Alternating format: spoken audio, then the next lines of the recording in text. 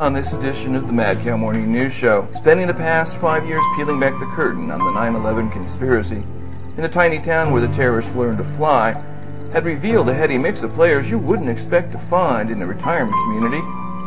But in the 3 years since Welcome to Terrorland came out, the people we've written about that are still alive have never surfaced in a more bizarre scenario or a more out-of-the-way place than this. I is on the trail of a man in the South Pacific with alleged links to one of the 9/11 masterminds. This week in a special investigation for our 6:30 report, One News Pacific correspondent Barbara Drever broke the story on how the FBI is hunting a man with terrorist connections in the Kiribati Islands. He tried to set up a pilot training school on a remote island bordering US territory.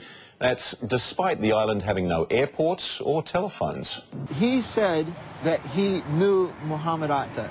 The pair mixed frequently as Bohringer had owned a flight school beside the airfield where the 9/11 hijackers trained. We stumbled upon something that may have been truly bad. Kiribati people have barely heard of 9/11, but now they're learning about global terrorism firsthand. This is the man the FBI is trying to find, Wolfgang Bohringer, who says he was friends with 9/11 hijacker Mohamed Atta. He sailed into Kiribati's Fanning Island a year ago. On board, along with a Slovenian girlfriend, a proposal to set up a resort and flight school on the island. That's despite Fanning Island having no airport or telecommunications. I never imagined that we would be site for some activity in that nature. Neither had residents of this retirement community on Florida's Gulf Coast. What was happening in the South Pacific had first happened here. This is where we'd first discovered from Mohamed Atta's erstwhile American girlfriend, Amanda Keller, that some of Mohamed Atta's close companions didn't fit the Islamic fundamentalist profile when we first heard the name Wolfgang Bohringer. As Amanda continued talking, what came through clearly was the fact that Atta's associates were as likely to be European as Arab. Did he speak German with his... Yes. Spoke fluent German. Fluent. So when he was with Wolfgang or Volker... Spoke German. Volker? Who's Volker? Wolfgang. Wolfgang. It's pronounced Wolfgang in English, right. but it's Wolfgang in German. He called certain people he met at the flight school, and it was mostly Arabic background, his brothers.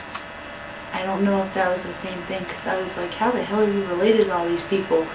You know, or this is, he would introduce him as like a family member, sort of like, this is one of my brothers. He called Jurgen, I think, and Wolfgang. I know he called Wolfgang one. Him and Wolfgang were very close. They were very tight with each other. They went everywhere together.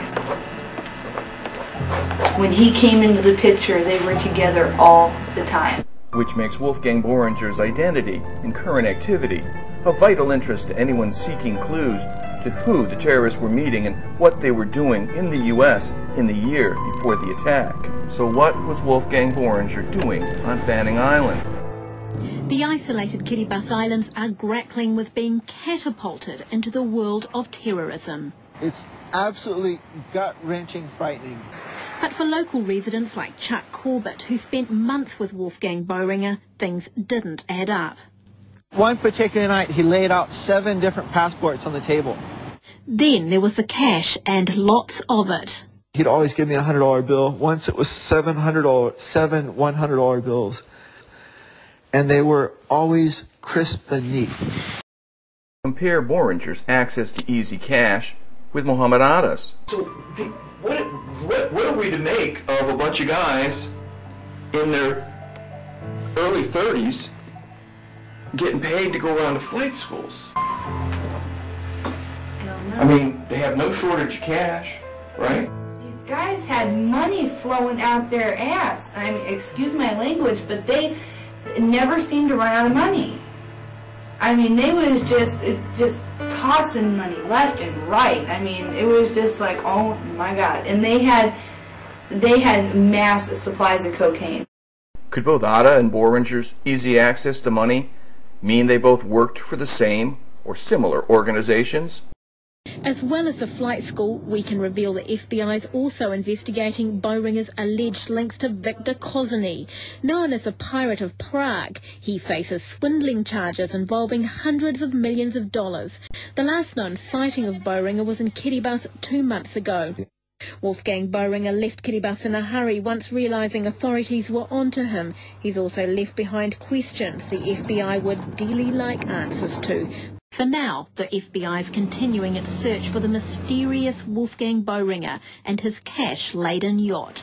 I think it may put onus on the countries that would be threatened to assist us in providing that security. It's a nice thought, but the countries that would be threatened, like the U.S., have their own problems, it turns out. Wolfgang Bohringer was taken into custody, but then almost immediately released, after he told the authorities responsible for his capture that he works for the CIA.